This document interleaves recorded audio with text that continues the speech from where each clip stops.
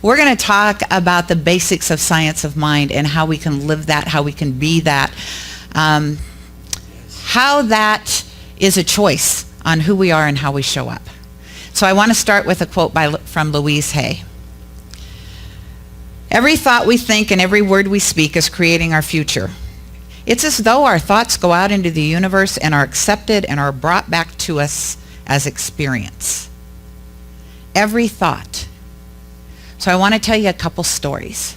The first one was an experience that was done by Dr. Emoto. How many of you saw What the Bleep? So you know who Dr. Emoto is with the water and the water crystals, and when people would talk to the water different, it would respond differently. He also did it with rice. I had no idea. He got 3 containers of rice. 1 container of rice said thank you. 1 container of rice said fool. 1 container of rice said nothing, you were supposed to ignore it. And for 30 days, his students would walk by the containers and they would say to the thank you container, thank you. They walk by the fool and they'd say fool. And they'd walk by the last container and they'd ignore it. 30 days later, the thank you container of rice had not changed. The fool container, so I will get this right,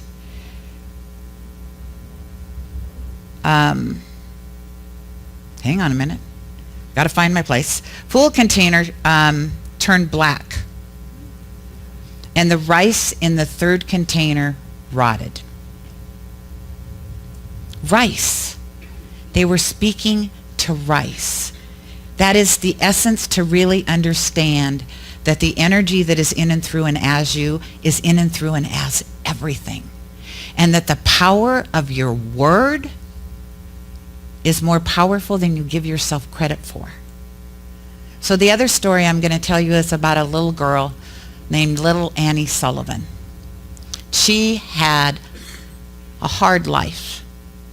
When she was 5 years old, she got a childhood disease, and it made her almost totally blind. At 10 years old, her mother died.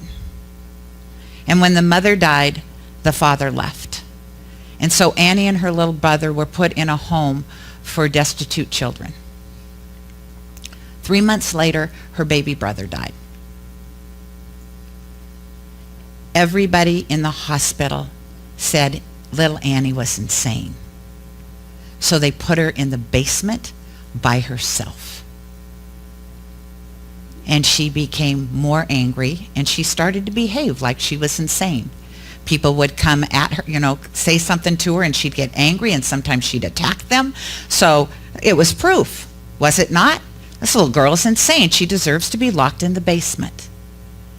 And then one day, a nurse decided, what if I just went down there and kind of sat with her and talked to her?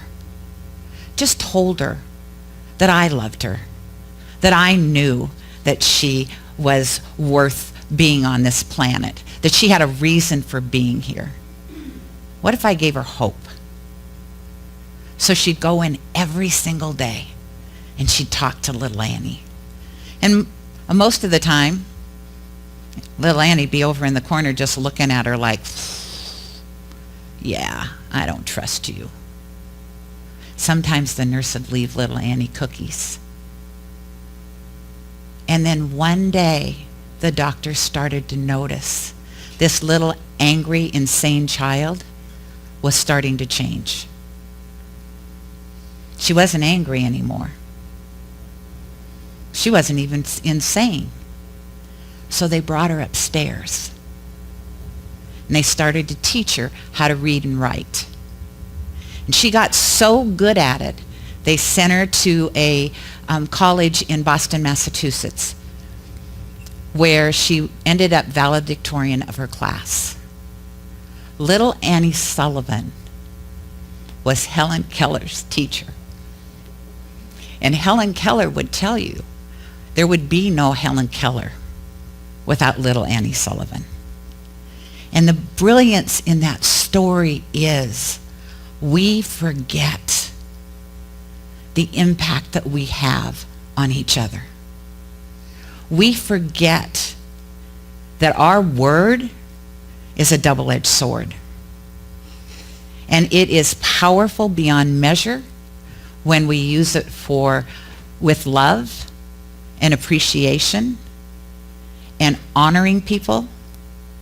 And it can be like poison when we say things that are unkind or unloving. And yet, I don't know about you, I forget. I can get angry and say things that are not kind. I catch myself. I used to be the mother of invention on meanness in my former life, as I like to refer to it as. And every single one of us has that power. It doesn't matter how old you are. It doesn't matter if you're 3 or if you're 30 or if you're 100. Your word is powerful. So imagine the difference we can make in people's lives if we change our perception about who they are or about who we are. So the other part of this, one of the other parts, is how do you perceive yourself? Louise Hay is famous. I have said this before. The video that I watched of her, she said it again. She said, every single day, I want you to stand in front of a mirror and say, I love you, say your name. You belong here. I love you, Gayle, you belong here. She said, I have told people that forever. It shifts their vibration. Whether you believe it today or not, eventually, like little Annie, you'll start to believe yourself. Well, wow, if you really love me, then I must be lovable. And if I'm lovable, then everybody else is going to love me. Because we set ourselves up, do we not? Or we get set up. Little Annie got set up. But how many of you think that you kind of set yourself up sometimes? I know I have. With the, I'm not good enough, I'm not skinny enough, I'm not young enough, I was too young at one time, whatever. I'm never the right age, let's just put it that way. I am never going to be the right age. I am never going to be the right weight. I am never. Because if I do, oh my God, that would make me powerful beyond belief, wouldn't it? And then I'd have to be responsible for who I am. Whoa, that is scary and I don't want to go there. Anybody else? Yeah, really? Because that's the tape we run. What if we just stopped? What if you really, I mean really, I have done this, but not every single day. And not standing in front of a mirror. I would do it in the bathroom mirror, and I'd say, I love you, Gayle, and the eyes would go this way and then they'd go that way, like I don't know who she's talking to, but obviously not you. But what if for the next 30 days, every single one of you decided, okay, I'm going to try this. I mean, really, who's it going to hurt? I've heard people say, yeah, I'm not going to do that. Okay, why not? What do you have to lose if you shift your perception about yourself? So then it gets back to the question of, why is your life working for you now, right? Because we get to complain about it, but are we willing to do something about it? See, that's why I love this philosophy. Because it all comes back to me for me, just like it all goes back to you for you. Right? So we can say, I want this in my life. I can say, I want to lose weight and then eat a pint of ice cream. There's a little bit of that's not working, right? Doesn't work. So what you say with your word is powerful. And if we are being fed all the times, I watched another program and they talked about TV. Their suggestion was get rid of your TV. Personally, I'm not going to do that, just so I'm real honest with all of you. Wish I could say I was going to. Not going to happen. I have my favorite shows. I'm still going to watch them. However, they had some good points. The news, all of the news, Don't go to your head and think, oh, she's talking about this news channel or she's talking about that news channel. I'm talking about all the news channels, every single one of them. They are here to instill fear. I mean, when you really get down to what they're saying, it's to instill fear. Why? Because when they instill fear, you are willing to start giving up who you are because you think you need to be protected. From what? From what? What if you gave away all your fear? So, that's an option. Don't watch the news. Just an option. You don't have to do that. The other thing was commercials. I want you to think about commercials. What are they actually telling you? Every single one of them. I don't care what product it is. They want you to buy it because you're not good enough without it. Right? That's the underlying message. So we are fed this. I forget how many hours they said the average American watched TV per week. But let's just say if you watched 3 hours a night, 7 days a week, 21 hours, times 52 weeks. I've just lost myself mathematically, but just so you know, that's a lot of hours to be told you're not good enough. We are willing to sit in front of a TV and listen to that, and yet we're not willing to stand in front of a mirror and say, I love you. I love you, and you belong here. So that's one of your little assignments this week. If you what was it? If you choose to take this mission, whatever, Mission Impossible, it's going to destroy in 30 seconds or whatever. And I think it's important that we really start to love ourselves. Not from a place of I'm better than, or not from any diseased or whatever place, from that place of I'm spirit in form. If God loved me enough to say, hey, go out on earth, get out of your mother's womb. Yes, it's dark. And yes, there is a mother out there, and you have legs, and you're going to be able to walk, and you're going to be able to eat. If I was gifted this life, why wouldn't I want to be the best possible me? What have we been told in our life? And see, it's not just our parents. We'd love that, wouldn't we? We would love to blame our parents. Or at least I used to love to blame my mother. Speaking of mothers on Mother's Day. And what I know now is my mom's not here anymore. And what I realize is she did the best she could with a young lady that was, a little bit wild and crazy. She did the best she could. And so, and regardless, even if she hadn't, I'm an adult now. We have choices. It's time to put down the stick of it was my mom's fault, it was my dad's fault, my brother's fault, whose ever fault. It's nobody's fault. You're an adult. Make a choice. Make a choice that is good for you and good for everybody in this room. And the good is love yourself so much that people have to wear shades. You become that bright light that we say you are. You literally become that bright light that we keep saying that we are. How do you live that? By loving yourself so completely that if you were to walk the planet by yourself for the rest of your life, you'd still be happy. Because you know, I got me.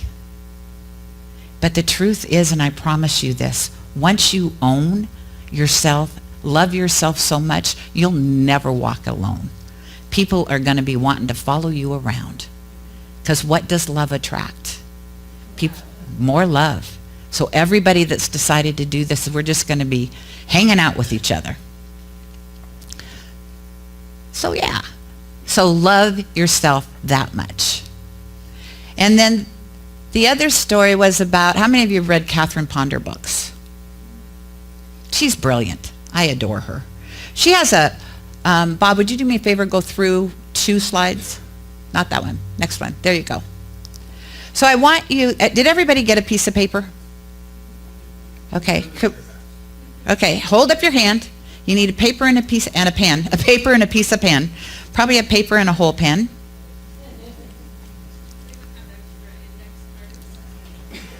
Randy's handing them out.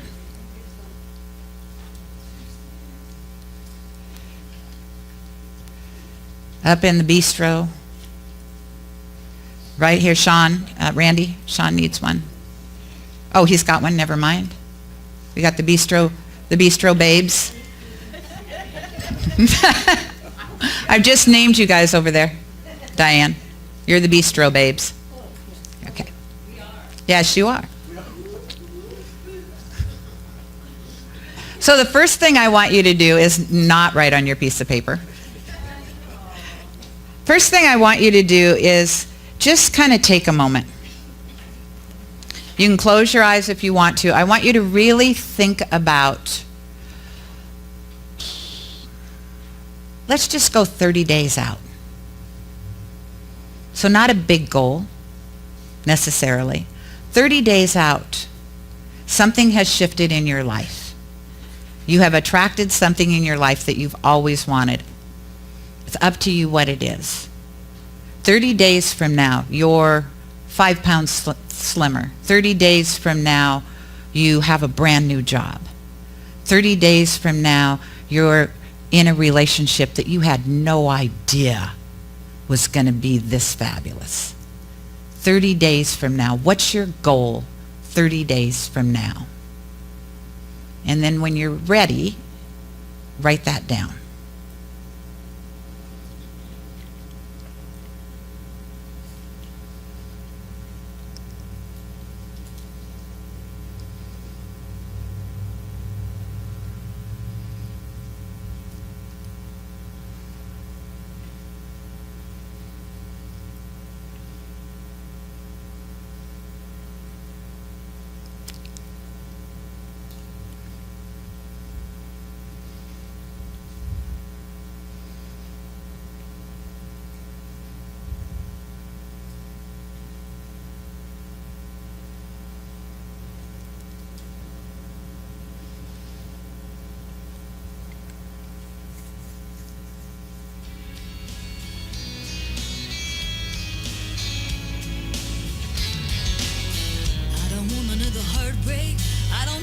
Turn to cry, no, I don't want to learn the hard way, baby, hello, oh no, goodbye. When you're complete, kind of look at me so I get a kind of a sense of where we are.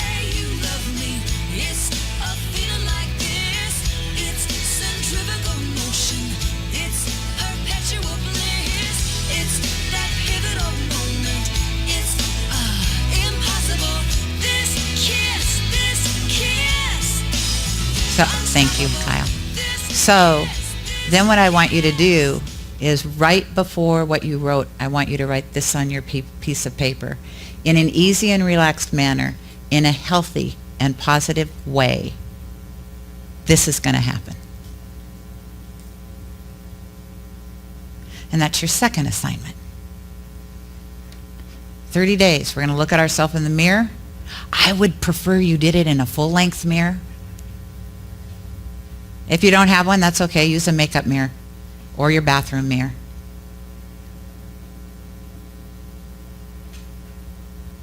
I love you, your name, and you belong here. And then, probably more than once a day, in an easy and relaxed manner, in a healthy and positive way, I have completely accepted my new lifestyle of eating. That's mine. That's not yours.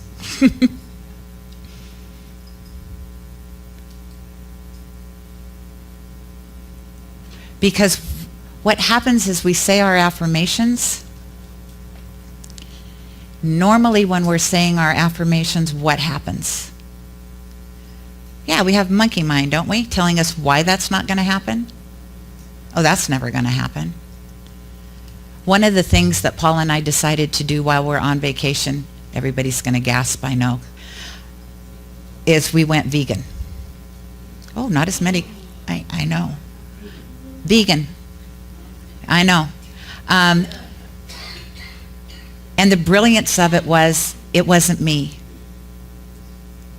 He decided. He found a movie. And it changed his relationship to food, not in a animals need to be saved or anything else. It's about our internal health. And so, and what I know, this is a practice. And so that's why I wanted the prayer. You know, in an easy and relaxed manner, in a healthy and positive way, I embrace my new eating lifestyle.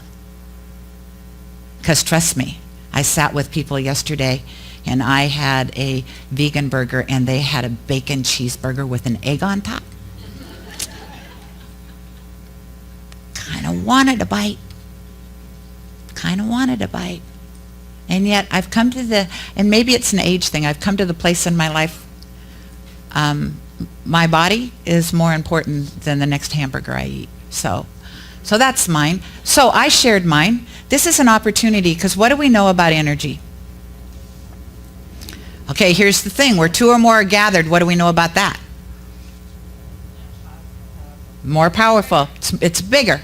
Somebody told me one time, when you add a person, how much energy is added, and then the next person is based on that number, not the fact. So let's say it's 10% with one person. The next person isn't 10%, it's 20.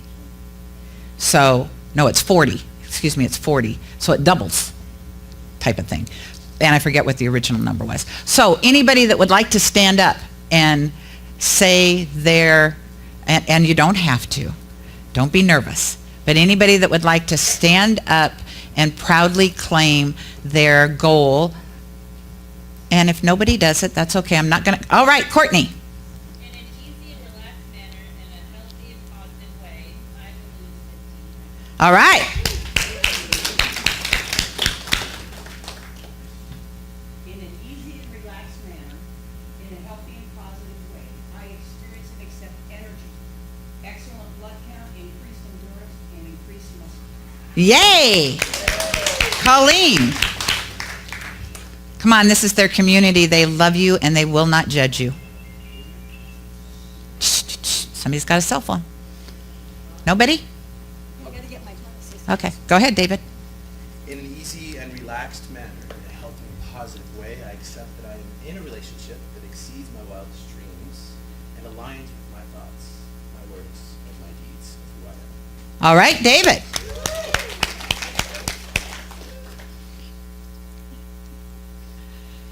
In an easy and relaxed manner,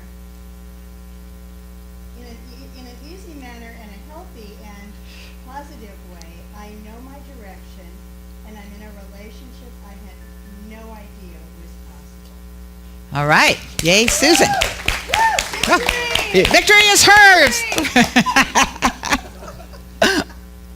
In an easy and relaxed manner, in a healthy and positive way,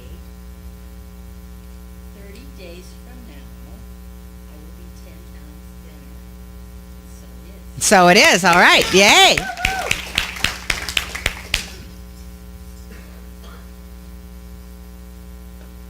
Okay.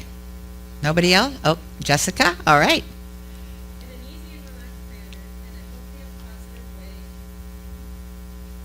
I am active and All right. Bravo. Jim. In an easy and relaxed manner, in a healthy and positive way, I will be in an incredible relationship where we are each other's one and only, here to be light workers with abundance and all possibilities of life. All right. Flora? No? No? Okay. Go ahead, Vicki. 30 days from now, excuse me. In an easy and relaxed manner, in a healthy and positive way, 30 days from now, I will walk a mile a day. Wow, that was almost a poem. Yeah. Anybody else? Okay, before we wrap this up, there's one more thing I wanted to share with you because I forgot. So I'm sorry, but anyway, I forgot and I think it's important.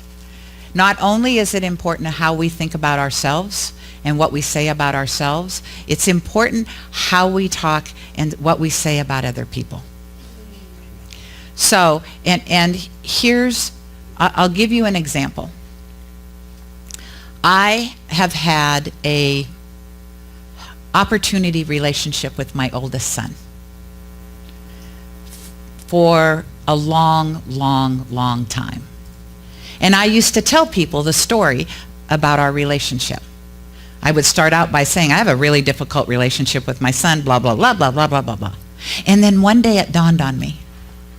I was holding my son captive in that relationship because I kept telling the story of who he was. And he couldn't change in my eyes unless I changed my story. So every day since so for the last 15 years on Mother's Day, last 14 years on Mother's Day, my son, regardless of where I lived, what time zone I was in, would call me between 10 and 11 to wish me happy Mother's Day because he knew I was in church. Or that was my perceived story. This morning, he called me at 6:30 in the morning because I changed our story. And when I changed our story, when I changed the energy around who we were and how we related to each other, it gave him the opportunity to be different. So I want to leave that with you. That's your third thing. If you have a story that you're telling about someone in your life that is not life-affirming for the two of you, you have the opportunity to change your story. They may or may not change, but you can quit saying, oh, they're this or they're that or whatever. You know, how many people do we know in our lives where if they have a problem with drugs and alcohol, oh, well, they've got a problem with drugs and alcohol, they can't be this, they can't be that. Well, as long as energetically we keep saying that story, they're going to stay stuck there. That's how powerful your word is. That's what I will leave you with. So those are the three things this week for the next 30 days in a mirror. I love you, your name, and you belong here. Practice it. Watch your eyes. Look at yourself. Watch your eyes. Try to look away. Hold yourself in the mirror. The other thing is every day, maybe even more often, say your goal in an easy and relaxed manner, in a healthy, positive way, whatever that is. If it's important to you, I would say it in the morning, I would say it at noon, and I would say it before I go to bed at night. And claim it as the truth of who you are. And the last thing is, if you are holding somebody captive with your words on how you perceive who they are, I invite you to change that. And I promise you, that is the power of what we teach here, is the power of our words in every place in our life.